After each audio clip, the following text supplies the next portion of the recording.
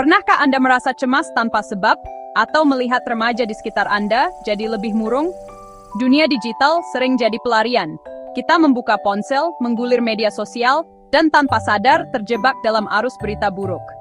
Doom scrolling adalah kebiasaan terus-menerus membaca berita negatif di internet, meski membuat kita makin cemas dan putus asa. Remaja yang terjebak doom scrolling sering jadi mudah marah, sulit tidur, menarik diri dari keluarga, dan kehilangan minat pada hobi. Di Indonesia, di mana remaja sangat terhubung dengan internet, risiko ini makin besar. Tanpa bimbingan, kebiasaan mencari hiburan di ponsel bisa berubah jadi kebiasaan kompulsif yang merusak. Narasi negatif mendominasi lini masa mereka, membuat dunia terasa lebih gelap dari kenyataan. Mengenali tanda-tanda awal doom scrolling sangat penting bagi orang tua, guru, dan remaja sendiri. Ini langkah pertama untuk mencegah dampak buruk pada kesehatan mental. Jangan anggap remeh. Doom scrolling bisa mengubah cara remaja melihat dunia dan diri mereka sendiri. Mengapa doom scrolling begitu sulit dihentikan? Otak kita memang cenderung fokus pada hal negatif. Dulu untuk bertahan hidup, kini malah jadi jebakan. Berita buruk memicu amigdala, bagian otak yang mengatur rasa takut dan cemas, apalagi pada remaja yang otaknya masih berkembang. Paparan kronis berita negatif meningkatkan hormon stres kortisol, membuat remaja makin rentan cemas dan depresi.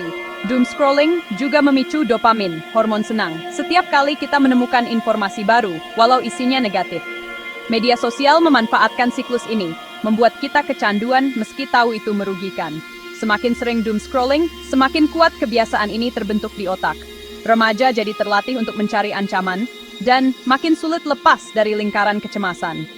Memahami proses ini penting, bukan soal kurangnya kontrol diri, tapi pertarungan melawan desain platform digital dan bias otak. Remaja butuh diswungan, bukan sekadar larangan. Bima, siswa SMA di Jakarta, awalnya aktif dan ceria.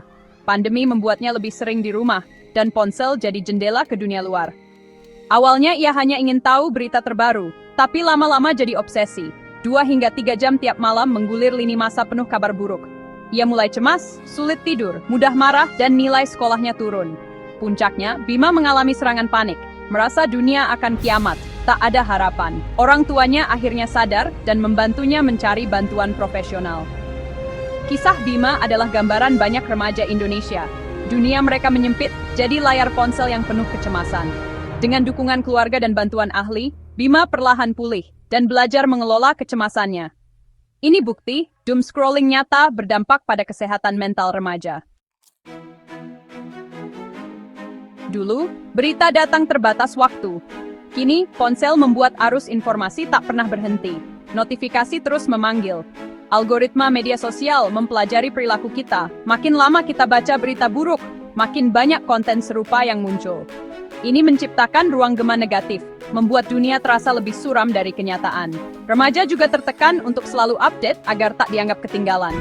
Niat baik untuk terinformasi bisa jadi bumerang jika tak diimbangi batasan. Ketidakpastian global, seperti pandemi dan krisis iklim, memperparah siklus doom scrolling. Kita pikir tahu semua skenario buruk akan membuat lebih siap, padahal justru makin cemas. Paparan berlebihan pada berita negatif membuat kita kehilangan rasa kontrol dan terjebak dalam kecemasan. Doom scrolling bisa dilawan. Mulailah dengan sadar kapan dan kenapa Anda melakukannya. Tetapkan jam bebas berita, gunakan fitur screen time, dan matikan notifikasi aplikasi berita. Pilih 1-2 sumber berita terpercaya, batasi waktu membacanya. Isi waktu dengan aktivitas positif, hobi, olahraga, bertemu teman, atau konsumsi konten inspiratif. Seimbangkan paparan informasi agar otak tak terjebak bias negatif. Jika kecemasan sulit diatasi, jangan ragu cari bantuan. Berbicara dengan orang tua, guru, atau profesional adalah langkah berani. Kesehatan mental adalah aset utama, dan Anda tidak sendirian. Dengan langkah kecil, doom scrolling bisa dikendalikan, dan dunia terasa lebih seimbang. Jika perlu bantuan serta dukungan, jangan ragu untuk menghubungi profesional berlisensi praktik resmi, seperti psikolog di Mindspace Psikologi.